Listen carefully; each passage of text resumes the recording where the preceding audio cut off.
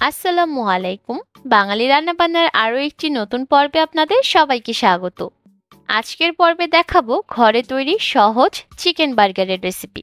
এই বার্গারগুলো তৈরি করার পর এত বেশি জুসি আর এত বেশি টেস্টি হয় যে বাড়িতে বানালে দেখবেন ছোট বড় সবাই হামলে পড়বে এটা খাওয়ার জন্য।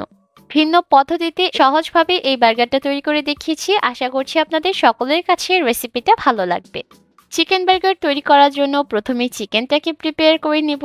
আজকের বার্গার তৈরি করার জন্য আমি এখানে বোনলেস চিকেন ব্যবহার করেছি। 1 কাপের মতো মাংসগুলোকে ছোট টুকরা করে কেটে নিয়েছি। এবার এর মধ্যে দিয়ে দিলাম 1 চা চামচ মরিচের গুঁড়া, আধা চা চামচ দিয়েছি গরম মশলার গুঁড়া, আধা চা চামচ দিয়েছি জিরার গুঁড়া, কালো গোলমরিচের গুঁড়া দিয়েছি আধা চা চামচ, আদা রসুন বাটা দিয়েছি আধা চা চামচ, লবণ দিয়েছি আধা চা চামচ, আর সেই সাথে 1 টেবিল চামচ দিয়েছি টমেটো সস। এবার মশলার সাথে মাংসগুলোকে খুব ভালোভাবে মাখিয়ে নিতে হবে। মাখিয়ে নেওয়া হয়ে গেলে এবার এই মাংসগুলোকে ম্যারিনেট করে রেখে দিব 20 মিনিটের মতো। আজকের বার্গার তৈরি করার জন্য আমি দোকান থেকে কিনে আনা গোল রুটিগুলো ব্যবহার করেছি। এবার প্রথমে এই ব্রেডগুলোকে আমি মাঝ বরাবর দিয়ে টুকরা করে নিচ্ছি। আর টুকরা করে নেওয়া হয়ে গেলে চলে যাচ্ছি পরবর্তী স্টেপে। চুলায় একটা প্যান বসিয়ে দিয়েছি, এর মধ্যে নিয়েছি 2 টেবিল চামচের মতো বাটার।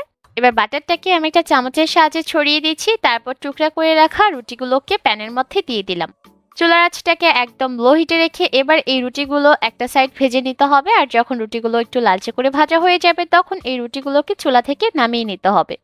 এবার আরও একটা প্যানের মধ্যে আমি 3 টেবিল চামচের মতো নিয়েছি রান্নার রেগুলার তেল। তেল গরম হয়ে এলে এর মধ্যে ম্যারিনেট করা চিকেনের টুকরাগুলোকে দিয়ে দিলাম আর একটু সমান করে বিছিয়ে দিচ্ছি। এতে করে মাংসগুলো খুব দ্রুত সিদ্ধ হবে আর প্রতিটা সাইডই সমানভাবে সিদ্ধ হওয়ার সুযোগ পাবে। একটা সাইড যখন ভাজা হয়ে যাবে তখন এই মাংসগুলোকে উল্টে দিতে হবে। চুলার আঁচটাকে আমি এই পর্যায়ে মিডিয়াম হাই হিটে রেখেছি।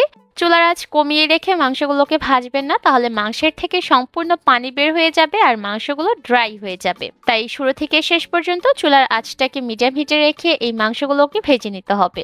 এর মধ্যে কিন্তু মাংসগুলো ভাজা হয়ে গেছে। আমি একটা মাংস একটু ভেঙে দেখাচ্ছি আর দেখতেই পাচ্ছেন মাংসগুলো কিন্তু খুব সুন্দরভাবে সেদ্ধ হয়ে গেছে। এবার এই মাংসগুলোকে আমি চুলা থেকে নামিয়ে নিচ্ছি।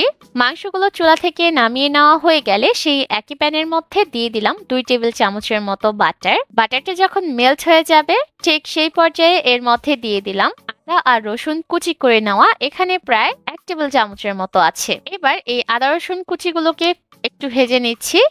আর কোনোভাবেই পুড়িয়ে ফেলা যাবে না, তাহলে কিন্তু এটা খেতে ভালো লাগবে না।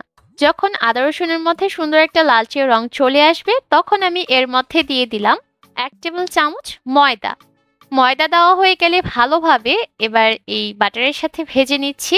এই পর্যায়ে চুলার আঁচটাকে লো হিটে রাখতে হবে, তা না হলে কিন্তু এই মিশ্রণটা আবার পুড়ে যেতে পারে।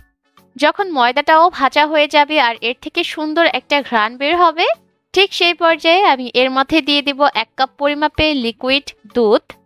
দুধ দিয়ে দেওয়া হয়ে গেলে ভালোভাবে নেড়েচেড়ে মিক্স করে নিচ্ছি।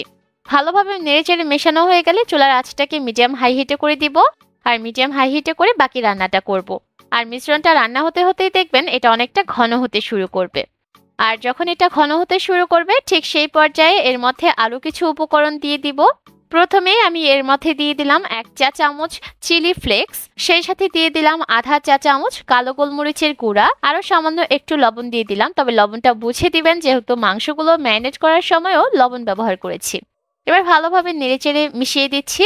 আর মিশিয়ে দেওয়া হয়ে গেলে এবার যে চিকেনের টুকরাগুলোকে ভেজে রেখেছিলাম সেই চিকেনের টুকরাগুলোকে এই সসের মধ্যে দিয়ে দিতে হবে। এবার ভালোভাবে নেড়েচেড়ে মিশিয়ে নিচ্ছি। এই পর্যায়ে খুব বেশি রান্না করার প্রয়োজন নেই। ভালোভাবে নেড়েচেড়ে মিশিয়ে আরও 2-1 মিনিট রান্না করে মিশ্রণটাকে চুলা থেকে নামিয়ে নিতে হবে, কারণ এই মিশ্রণটা নামানোর পরেও কিন্তু আরও একটু ঘন হয়ে আসবে। তাই এখন যদি অনেকটা ঘন করেন তাহলে নামানোর পরে এটা জমাট বেঁধে যাবে। তাই একটু লিকুইড থাকা অবস্থাতেই এই মিশ্রণটাকে চুলা থেকে নামিয়ে নিতে হবে। চিকেনের এই মিশ্রণটাকে আমি এবার চুলা থেকে নামিয়ে নিব। এবার যে ব্রেডগুলোকে ভেজে নিয়েছিলাম সেখান থেকে একটা ব্রেড নিয়ে নিয়েছি আর এর উপর দিয়ে দিলাম চিকেনের মিশ্রণ। ভালোভাবে সমান করে বিছিয়ে দেওয়া হয়ে গেলে আমি উপর থেকে কিছুটা টমেটো সস দিয়ে দিচ্ছি। আর এভাবে করে যদি পাইপিং ব্যাগ দিয়ে দেন তাহলে এটা দেখতে অনেকটা ভালো লাগে। এবার উপর থেকে আরও একটা ব্রেড দিয়ে দিলাম, তারপর উপর থেকে আমি দিয়ে দিলাম মেয়োনেজ, সেই সাথে আরও একটু টমেটো সস দিয়ে দিলাম আর সেই সাথে দিয়ে দিলাম স্লাইস করে নেওয়া শসা। আপনারা চাইলে নিজেদের পছন্দের যে কোনো সালাদ কিন্তু এখানে যোগ করতে পারেন। এবার উপর থেকে আরো একটা ব্রেড দিয়ে দিলাম, তারপর সেই চিকেনের মিশ্রণটা দিয়ে দিলাম, আর সবশেষে এর মধ্যে আরো একটু টমেটো সস দিয়ে দিলাম, আর উপর থেকে আরো একটা ব্রেডের টুকরা দিয়ে দিলাম। এবার আপনারা চাইলে এটা আস্তেও সার্ভ করতে পারেন, আবার চাইলে টুকরা করেও সার্ভ করতে পারেন। আমি এই বার্গারটাকে টুকরা করে নিচ্ছি।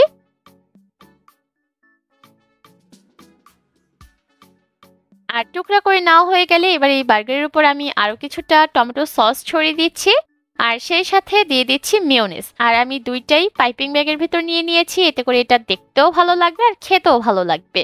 খুব সহজে এই বার্গারটা আপনারা ঘরেই তৈরি করে নিতে পারবেন, আর এটা বানানোর পর দেখবেন ছোট বড় সবাই এটার ফ্যান হয়ে যাবে। আশা করছি আজকের এই বার্গারের রেসিপিটা আপনাদের কাছে ভালো লেগেছে। আজ তবে বিদায় নিচ্ছি, আল্লাহ হাফেজ।